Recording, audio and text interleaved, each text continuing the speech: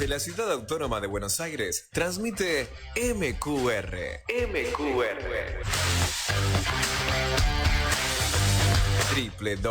www.masqueunaradio.com.ar.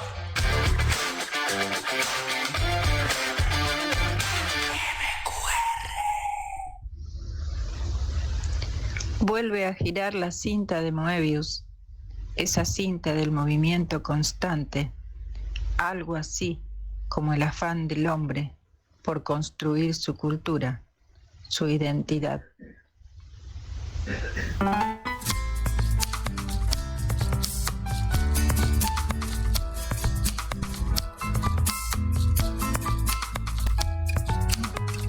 Comenzamos a girar en esta cinta de Moebius de todos los jueves en Buenos Aires. ¿Cómo estás, Lidia? ¿Cómo te va? Y acá estoy medio despechada porque tanto que defiendo el verano, que el veranito, que no se vaya y nos está maltratando un poco realmente. 40 grados de térmica es demasiado. Yo te digo que te quedaste corta. Hoy hizo más sensación térmica. Ayer hizo 40, hoy se elevó bastante más, ¿eh? Y bueno, para que yo me saque el cocodrilo del bolsillo y ponga el aire acondicionado.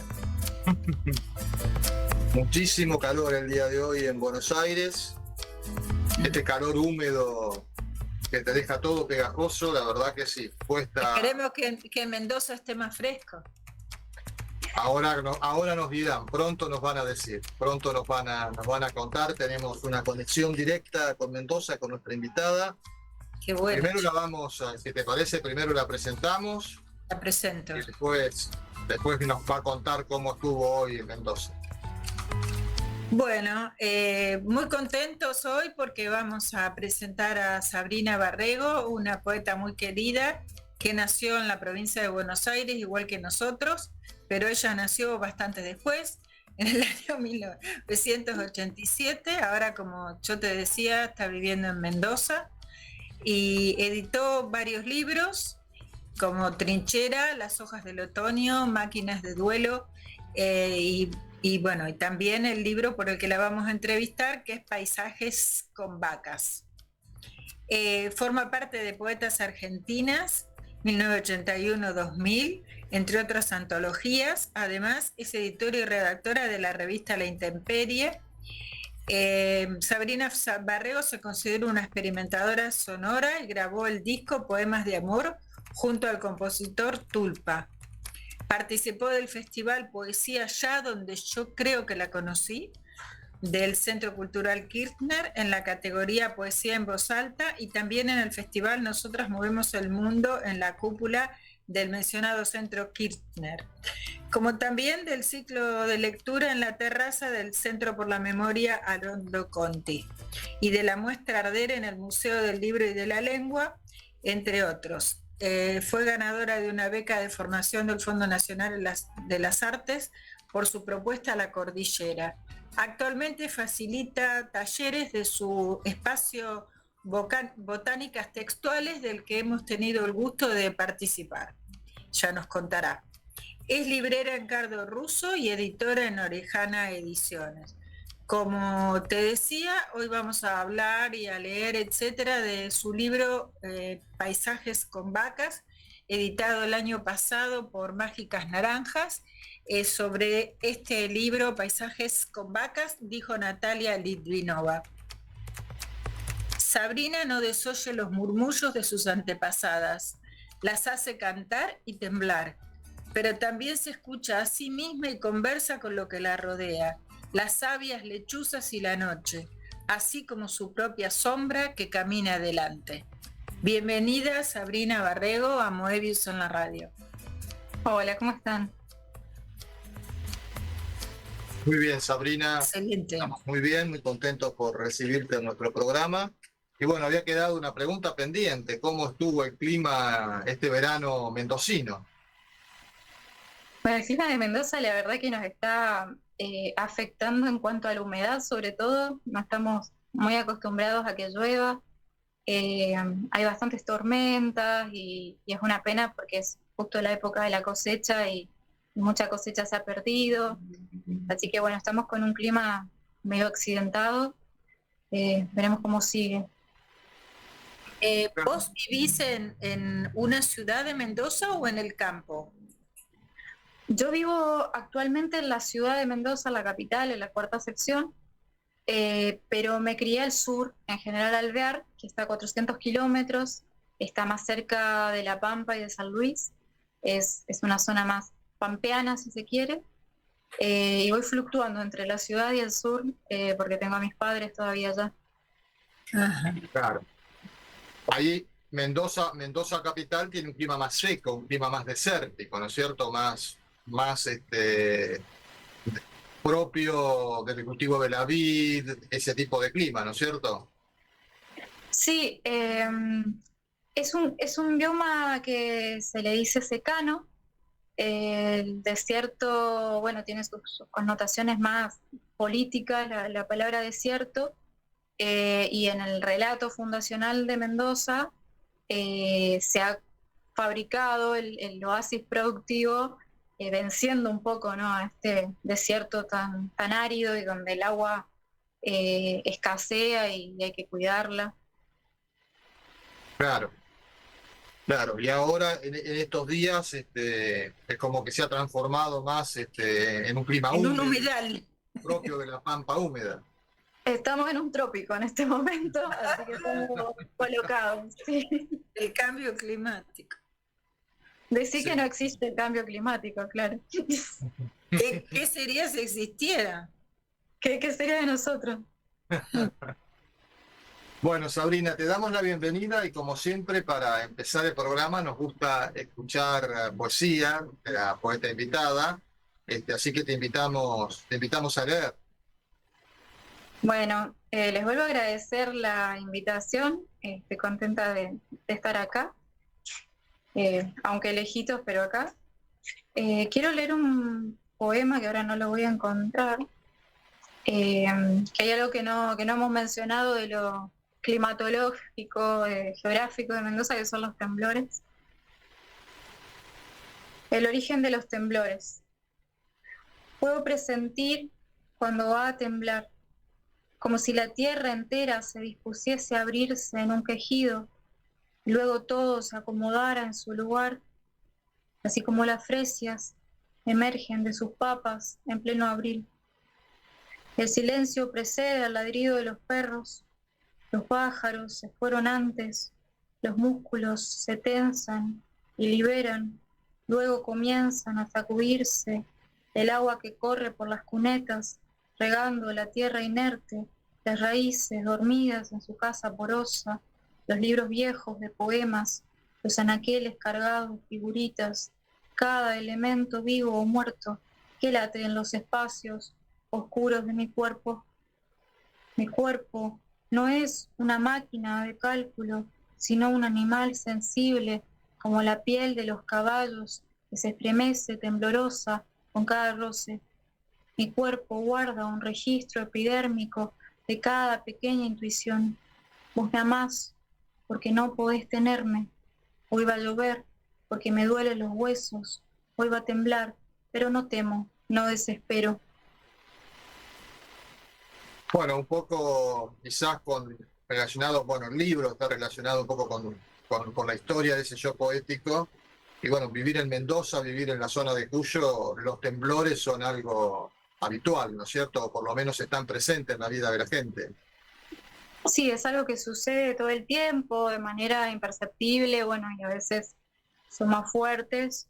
Yo tengo como un don absurdo, inchequeable totalmente, que yo ese día que va a temblar, sé que va a temblar, por eso el poema tiene que ver con eso. Tengo ahí como una sensación. Y es todo un tema cuando uno viene de zonas que no tiembla, pero bueno, nos vamos habituando, hay protocolos, en la escuela, por ejemplo, de mi hijo, eventualmente hacen protocolos por si tiembla, es algo que sucede y bueno, hay que tenerlo en cuenta. Yo nunca estuve en un lugar que tiemble. No me imagino cómo se puede sentir. Y es un poco desesperante, a veces uno no se da cuenta, ¿Es un ruido? ¿Es el piso que se mueve? ¿Cosas que se caen? Es el piso que se mueve, depende cómo sea el temblor. Hay temblores que son más horizontales, hay otro que es como si te cayeras de un escalón. La sensación, ¿no? Como los sueños. Cuando está por quedar dormido. Sí, sí. Y también hay algunas cosas, esto que yo decía, ¿no? Lo del aullido de los perros, a veces los animales lo perciben, Eso también, ¿no? Lo percibe. ¿Y los pájaros vuelan de alguna manera especial? Mira, hay también dicen que un color más amarillento en el ambiente, que tiene que ver con que se liberan ahí algunos minerales. Nosotros tenemos un juego con mi hijo, con el Ernesto, que él me pregunta, ¿cómo está la montaña hoy? ¿Está enojada o está contenta? Y yo no sé, la miro y por los colores ahí le hago una respuesta, pero generalmente le pego, la mayoría de las veces le pego, si está enojada. ¿Tenés muchos adjetivos o solamente bien, mal, regular? Generalmente está enojada o contenta, es un poco taxativa la sí. No te has puesto, no se han puesto a inventar adjetivos porque no se le ha ocurrido a tu hijo todavía, en cualquier momento se le puede ocurrir. Totalmente, sí. O enfurruñada, desprolija, desatenta. Vamos a hacer una lista. Irascible. Me resultó muy significativo el título de tu libro, Paisajes con vacas, porque uno, al haber crecido en la provincia de Buenos Aires, está habituado a los paisajes con vacas.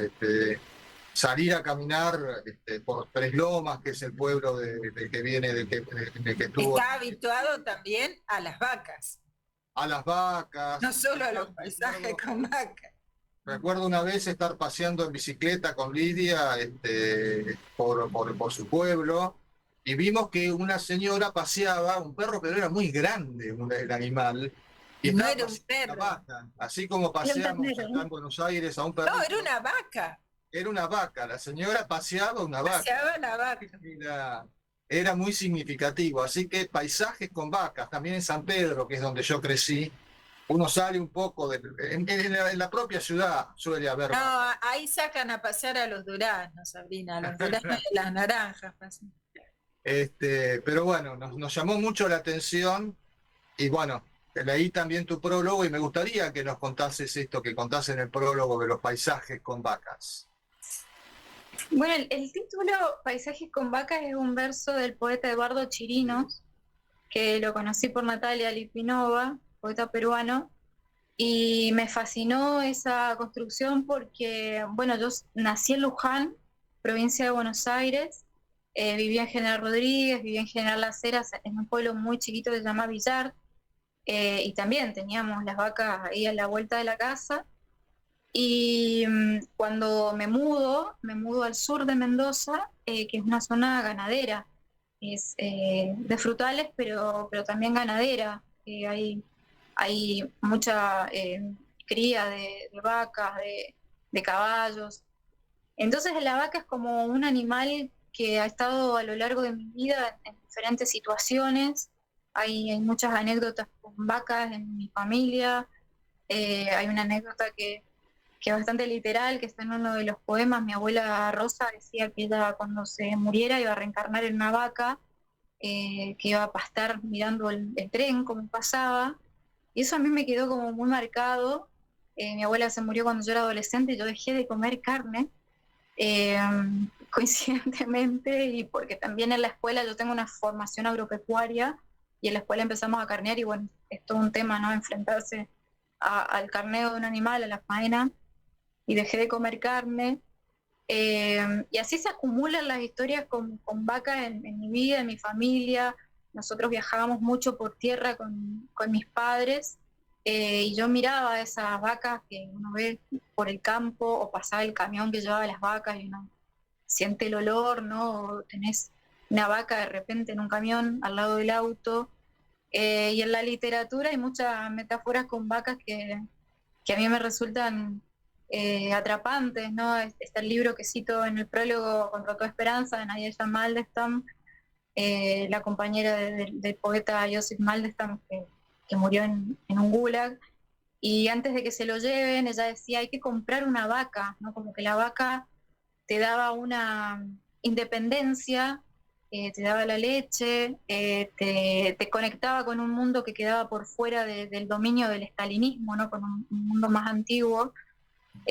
Así que la vaca es un animal importante para mí, muy querido. Sí, y es cierto que las vacas miran pasar el tren, pero eso Ujú. lo he visto muchas veces en estos paseos que hacía por los caminos del campo. Cuando pasaba También el tren, las miran, vacas giraban a verlo pasar, también miran a la gente que pasa en a la bicicleta. gente que va caminando. Sí. Y si te acercas, se acercan ellas también para mirarte, porque son curiosas. Sí, Sabrina, ¿te la gustaría mirada leer un vacuna. poema ese, Paisajes con vacas? Sí, tiene una epígrafe del poeta cordobés Alejandro Schmidt. No, yo no me fui, soy de los que se quedaron acá oyendo el corazón de las vacas. Tu abuela se muere, luego reencarna en una vaca que pasta frente a las vías del ferrocarril. Entonces dejas de ingerir carne de cualquier tipo durante años, aunque no sepas bien por qué. Años después te leerán una runa y te contarán la historia de una vaca primigenia que lamiendo hielo y sal reveló la forma de un hombre al que finalmente liberó. Digo un hombre y no una mujer. En Chernobyl, manadas de vacas viven silvestres recuperando sus costumbres en los bosques, entre el frío y la radiación. En el momento de abandonarlas, sus dueñas, que sobrevivieron a las guerras, al estalinismo, de la tragedia, dicen que las vacas lloraban y eran como lloraban.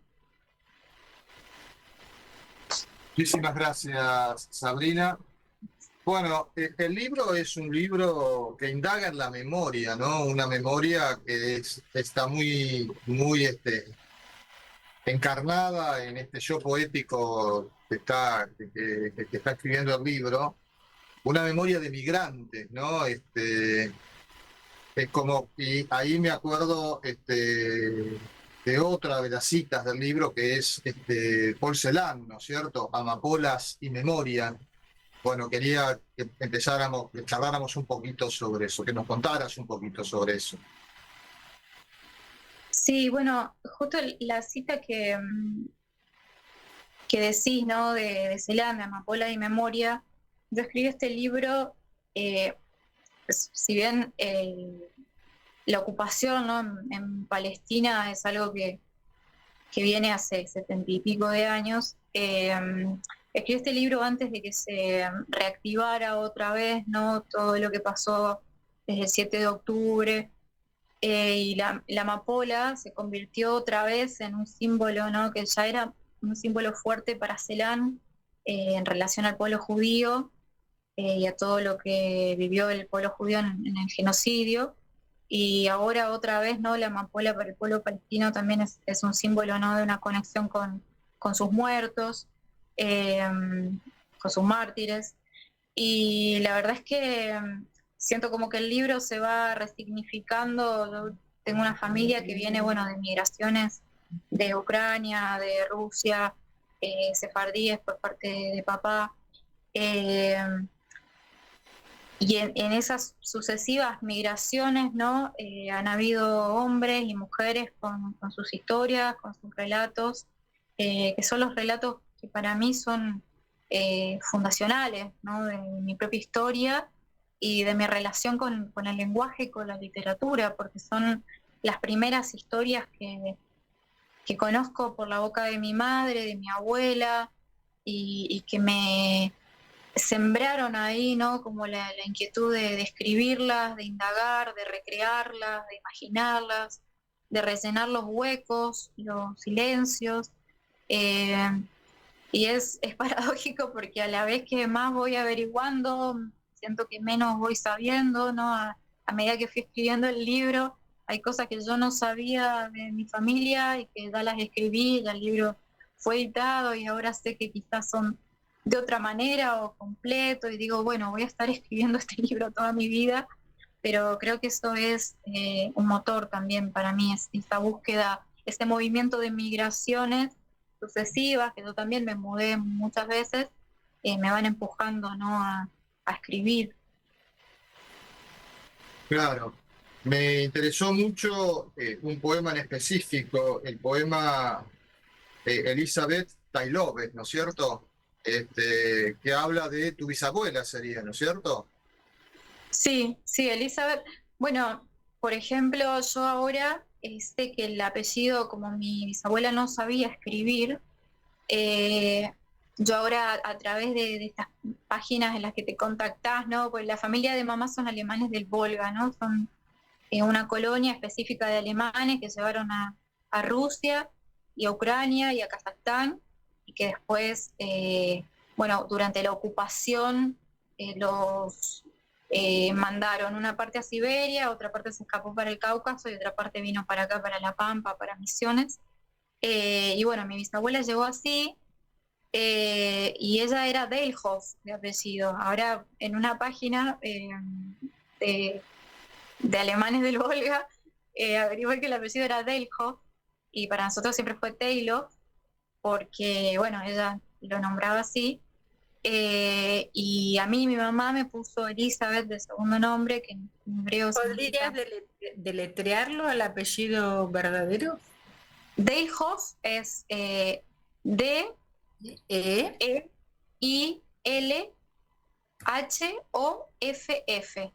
Delhoff. También está con la A veces lo ponen. Bueno, es como le sonó al que anotó cuando se lo dijeron. Claro, quedó como Taylor, que el chiste en casa era como Elizabeth Taylor, pero alemana del Volvo.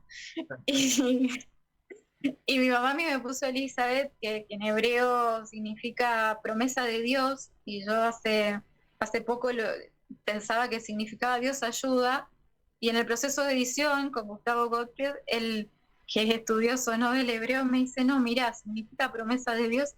Entonces, todo el tiempo, ¿no?, estos datos que yo tenía se iban renovando, ¿no?, a medida que iba hablando con diferentes personas, porque bueno, parte de la familia de mamá son judíos, otros son católicos, y yo me enteré de grande de estas cosas, como me he enterado también de grande que mi abuelo fue preso político, ¿no? Entonces, todas estas cosas, estos silencios, yo necesitaba de alguna manera rellenarlos, recrearlos, y bueno, quizás encarnando esa voz. Qué familia alborotada, yo diría, ¿no? No es que no es la clásica familia argentina, viste, con los abuelos que vinieron de campesinos y no, bastante complicada. Es una familia mezclada, sí. Sí, sí, sí, así, sí, sí, ¿no? Y tu, tu gusto así por la poesía quizás tenga algo que ver con toda esa melange de cosas, ¿no? Esa mezcla de donde venís, ¿o no? Sí, yo estoy segura de que sí, porque esto que te comentaba recién, ¿no? De escuchar a mi mamá y a mi abuela contándome historias, a mi papá que no tanto, pero tiene algunas y las cuenta. Eh, en mi imaginación, ¿no? Empezaron a generar algo, a multiplicarse, a mezclarse. eh, y después, bueno, estuvo la experiencia de la lectura, ¿no? Que creo que también es la otra pata, ¿no?, que me marca, o que me vincula con el lenguaje, pero primero fueron esas historias. A mí me impresionó mucho un poema tuyo que leí, no está en este libro, que creo que publicó Metapoesía, algo que tiene que ver con la visión lateral. Ah, sí, es un poema que está en Máquinas de Duelo. En el libro anterior, no, el otro. La verdad que me impresionó mucho, porque esta como tenés como ciertas, no solo los temblores, tenés ciertas visiones de cosas. No sé si son visiones, ahora voy a quedar como, no quiero competir con Olga Orozco de ninguna manera porque no podría. No, ella era tarotista y astróloga.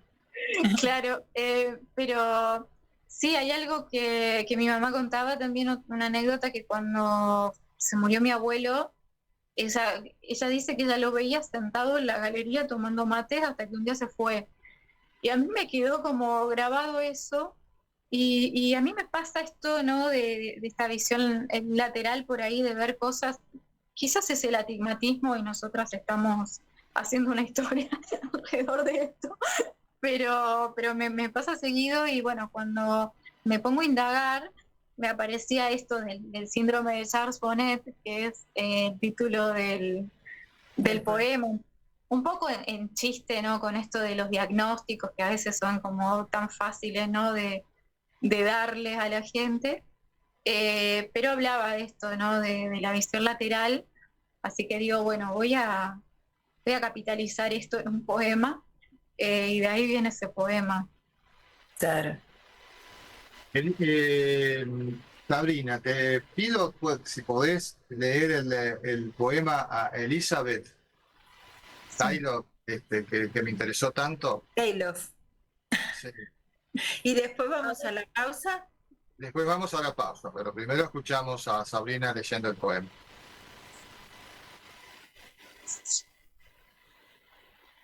Elizabeth Taylor.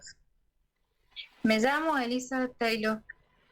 Fui alimentada con huevos de aves, pan y cebolla por mi madre, que murió de hambre a orillas del Volga, guardándole la porción a la cría. Me llamo Elizabeth Taylor. Mi tía se casó con mi padre, el viudo. Viajamos en barco hasta Sudáfrica primero y luego hasta la Argentina. Mis vecinos de La Pampa construían sus casas como hoyos bajo la tierra por temor a los pogromos. Me llamo Elizabeth Taylor.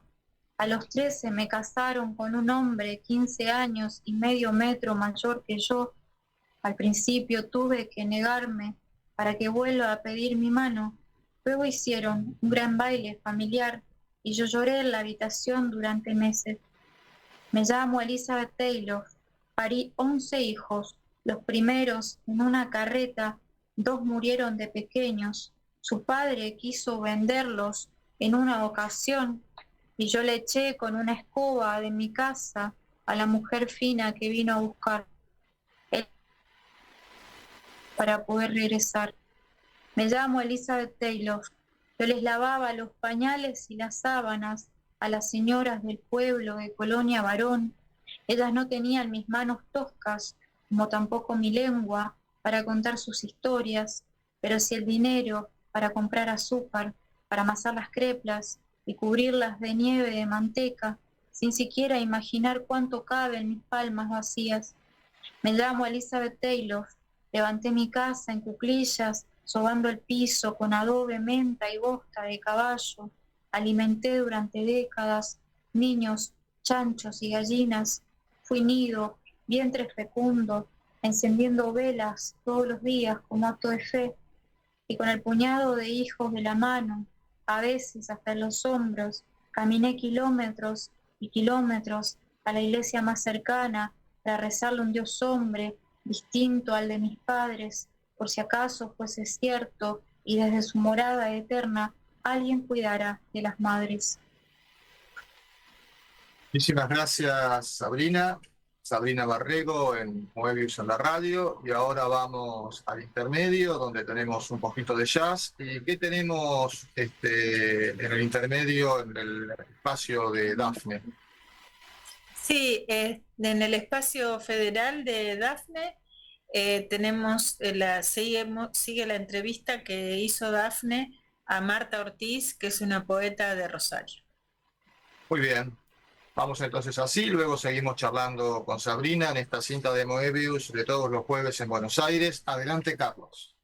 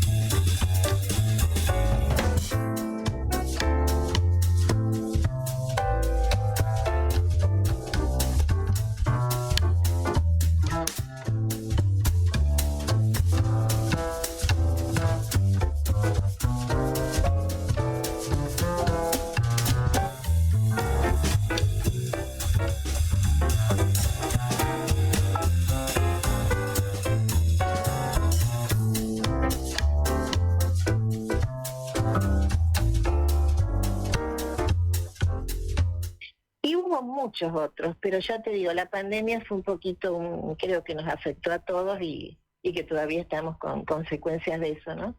Tal vez la gente ya no... otra cuestión, todo lo que es virtual ahora, ¿no? Otro paradigma también que se ofrece, hay lecturas virtuales, hay todo eso de la tecnología que llegó para quedarse. Sí, hay algo del mapa que nos cambió y hay algo que tenemos que aprender todavía y que estamos en esa etapa de aprendizaje, pero bueno, a mí me parece como esto de sostenernos en la poesía, algo que hemos hablado también bastante. Léenos algún otro poema, Marta, te voy a mandar poemas. Ya cuando encuentre lo que marqué. A ver. Bueno, parece que no lo puedo encontrar. Te leo. Voy a leer otro que no encontré, no encuentro la marquita. Traspié se llama. Bien. Miré atrás por temor a dónde dar el paso. Por falta de aliento giré repetidas veces. Quien lo viese habría pensado que bailaba. Wisława Szymborska. Mirar atrás fue siempre un gesto desdichado. La mujer de Lot lo supo aún sin nombre y en carne de familia. Brillaba el futuro más que el fuego. Se alejaba de la ciudad del pecado, de la ira de Dios. Pero la mujer de Lot sufría de añoranza, su mundo se desmoronaba. Palabras de piedra le cerraron la boca y una larvada vocación escultórica en el terco traspié de la mirada atrajo su prisión maciza. Desobediencia, olvido, deseo. Bajo herméticos bloques de sal late a tientas el secreto.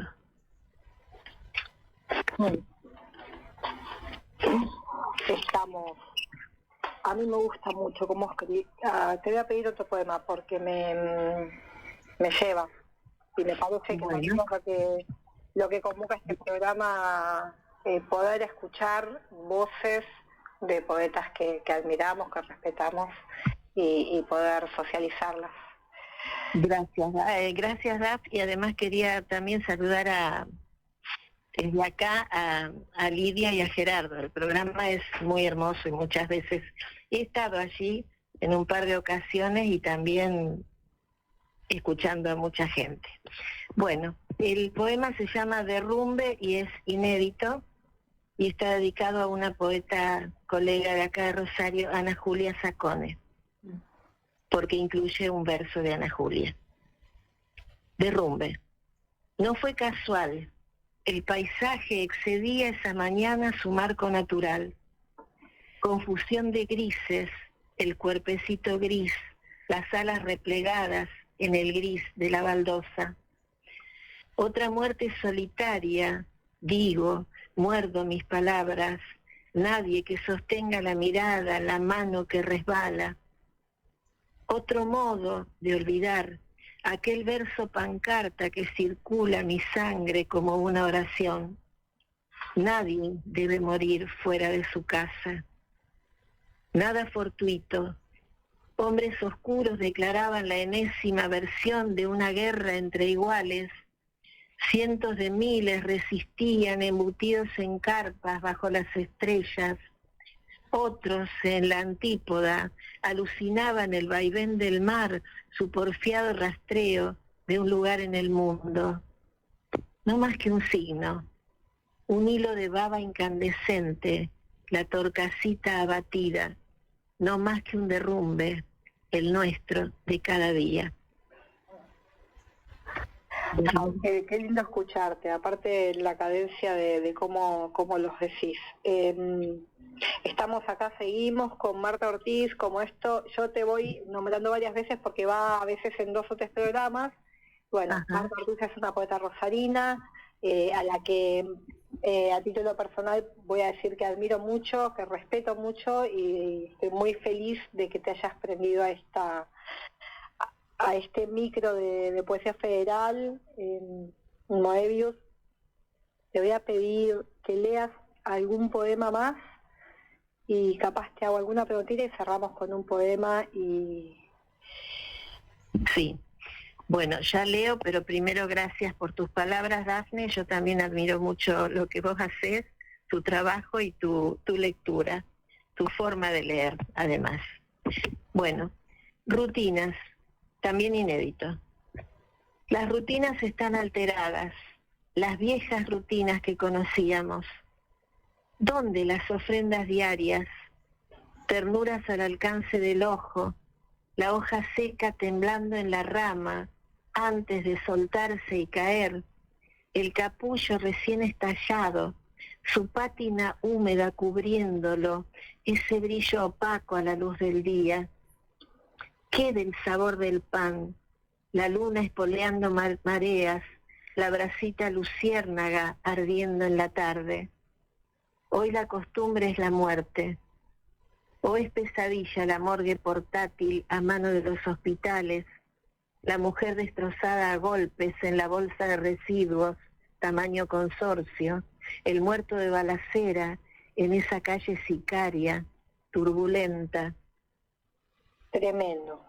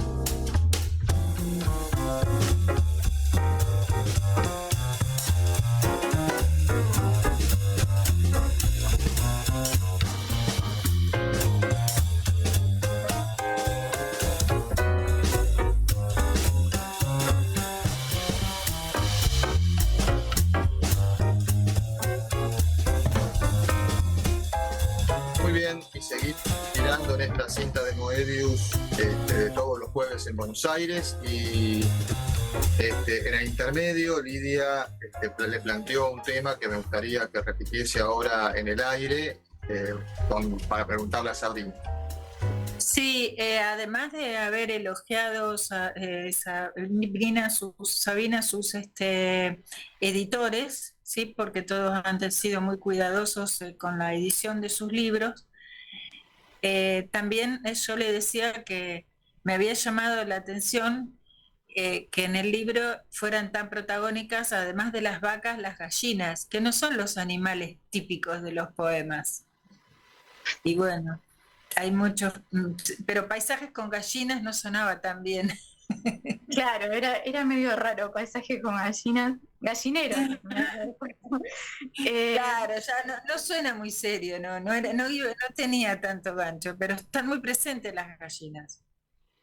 Sí, yo las quiero mucho a las gallinas, y también es un animal que al haberme criado en pueblos y en el campo... Y haber estudiado, ¿qué estudiaste? Agronomía, granja, ¿cómo era? Claro, una tecnicatura agropecuaria, tengo la gallina, claro, es un animal que está muy cerca de uno, que bueno, que da los huevos que son fundamentales en nuestra dieta. Tengo también muchas historias con gallinas. En el libro hay un poema que... A mí me gusta mucho ese poema, te lo iba a pedir, que tiene que ver con hipnotizar gallinas. Sabes que Gustavo siempre me pide también que lo lea, Gustavo Gottfried.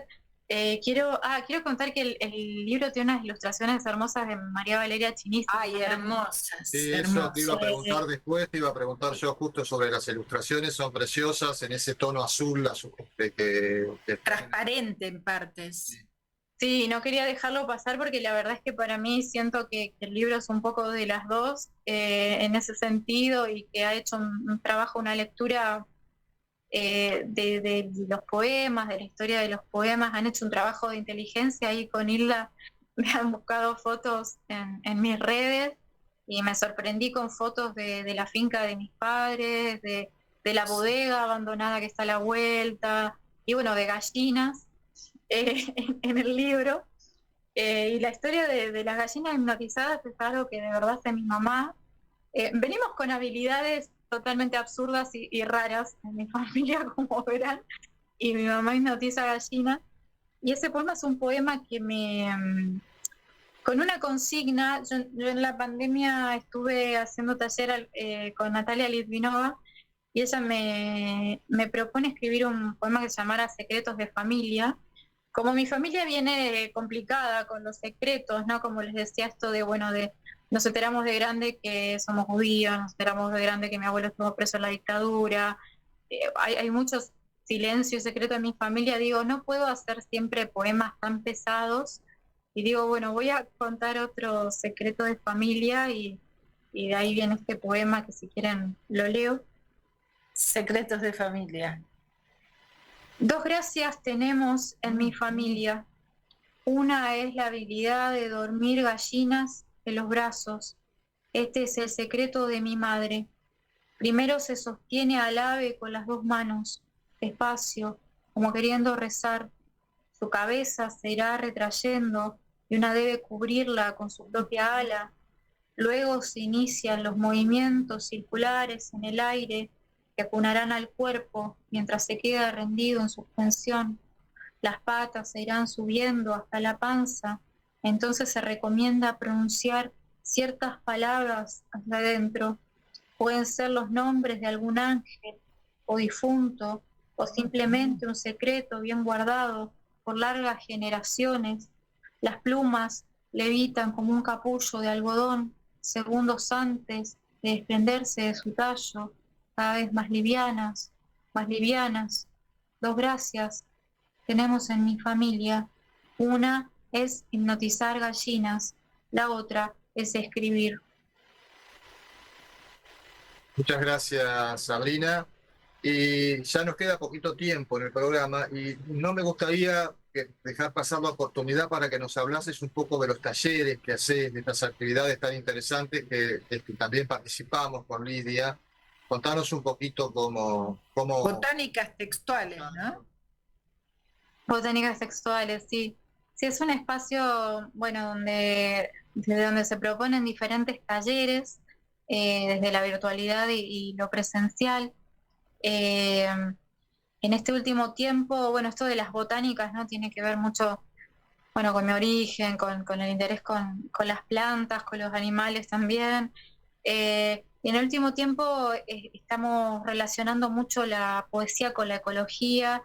Este taller del que participaron ustedes, que coordinamos con Ayelén Rives, con ella también estuvimos coordinando caminatas botánicas en el Jardín Botánico, yo acá en Mendoza también en el Parque San Martín, herbarios, y ahora, bueno, en la virtualidad estoy actualmente con la propuesta de talleres grupales de escritura y lectura de poesía, que se llama Desierto Florido. Estoy trabajando con clínicas y talleres individuales, y el 16 de marzo vamos a estar coordinando un ciclo en Marcos Paz, provincia de Buenos Aires, en la casa de la poeta Paula Jiménez España, que con un montón de generosidad nos abrió la casa y el corazón para recibirnos, en un ciclo que tiene que ver con la memoria y con la naturaleza, porque, bueno, los bienes comunes o naturales también son parte de nuestra historia, de nuestros relatos,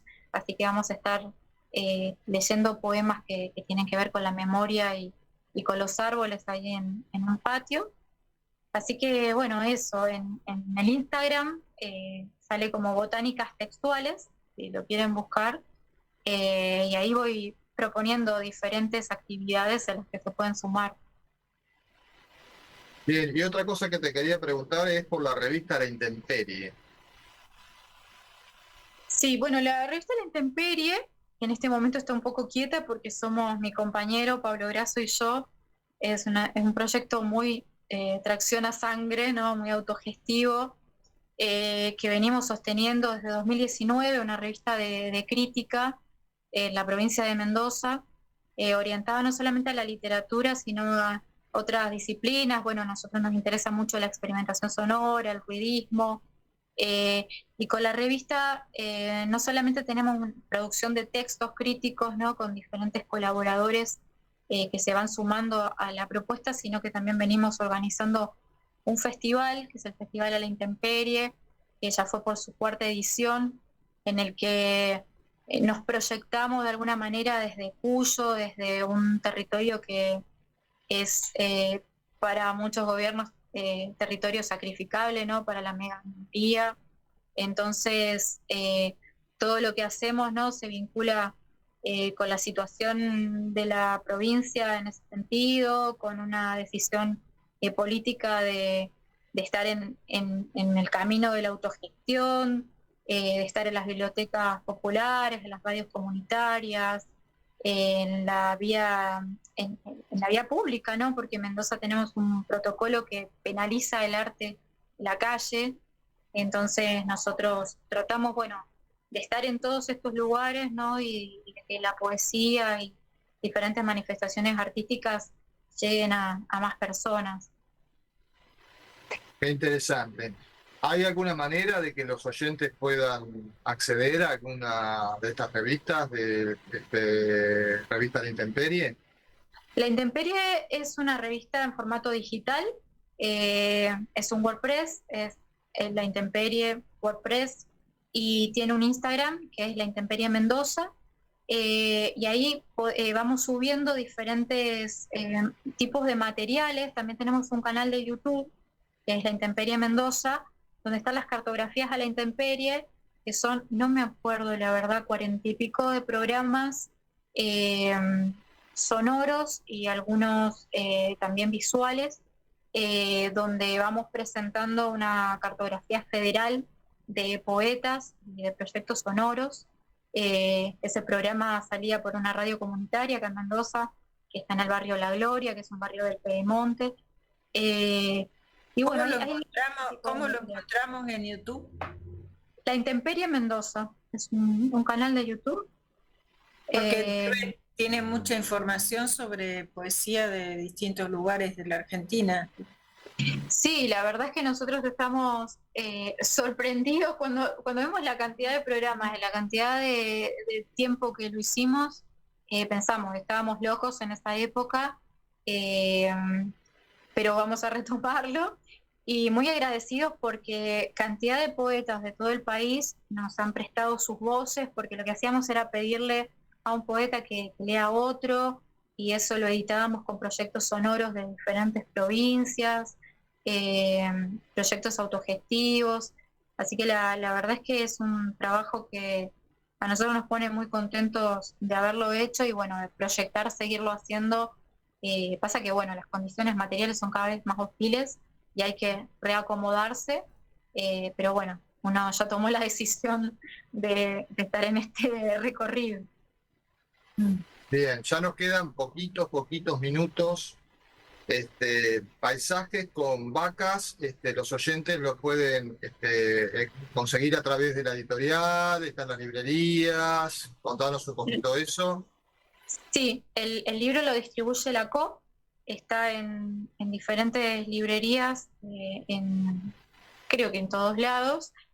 También pueden contactar a Mágicas Naranjas, que tiene una tienda digital también, o bueno, en diferentes ferias. Y también se puede conseguir el otro libro, que es La memoria hace ruido a tren, que es un libro de crónicas. Así que, bueno, esos son todos los chivos que tengo para pasar. Muy bien. ¿Qué te parece? ¿Tenés algún libro en preparación? Tengo ahí unos libritos dando vuelta, que no puedo contar todavía, pero ya vamos a estar renovando la información. Bueno. Muy bien. ¿Qué te parece si para cerrar esta hermosa hora que hemos compartido, nos lees un poema, Sabrina? Bueno, otra vez, muchas gracias por la invitación, me encanta charlar con ustedes, los voy a ver pronto también, así que contenta y muy agradecida con la editorial. Como decían hace un ratito, estoy muy contenta de de que mis libros estén en casas que los han recibido de una manera tan linda y tan generosa. Este poema se llama Doña Ana. Renacerás desde tus cenizas en un país extraño. Los niños a quienes vestiste durante generaciones se irán olvidando de tu nombre poco a poco, las letras desdibujándose de a pares, pero no así los números tatuados en tu muñeca.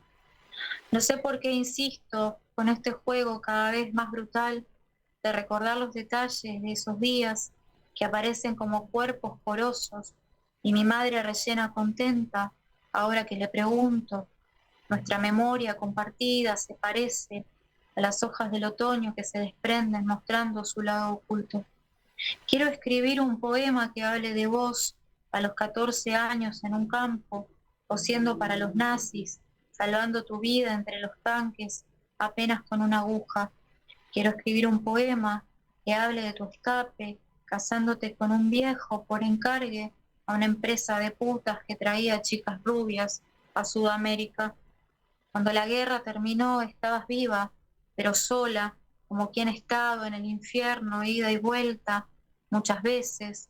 Recuerdo el color de tus ojos y el cabello blanco asomándose por tu pañuelo, esa puntada invisible que reúne a los recuerdos con sus sombras. Muchísimas gracias, Sabrina Barrego, aquí en Moebius en la radio. Gracias por compartir tu poesía con nosotros. La verdad que es un honor y pronto te vamos a tener en Poesía de Verano. Ahora el 15 de marzo en Humahuaca 3508, ahí en el barrio.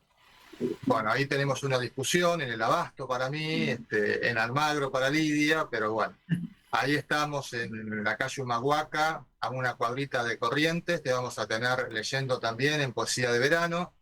Muchísimas gracias, Sabrina. Muchas gracias a ustedes.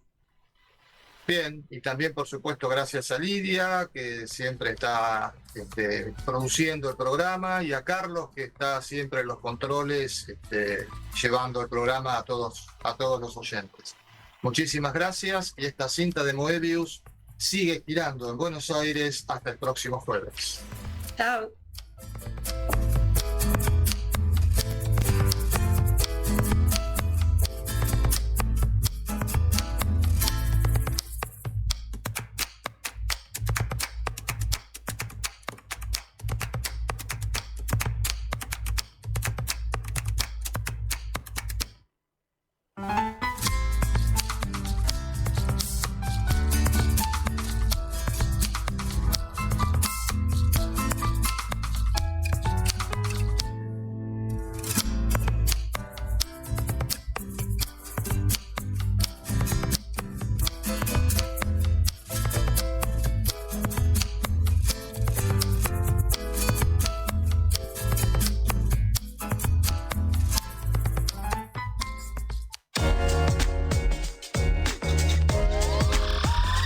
MQR, más que una radio.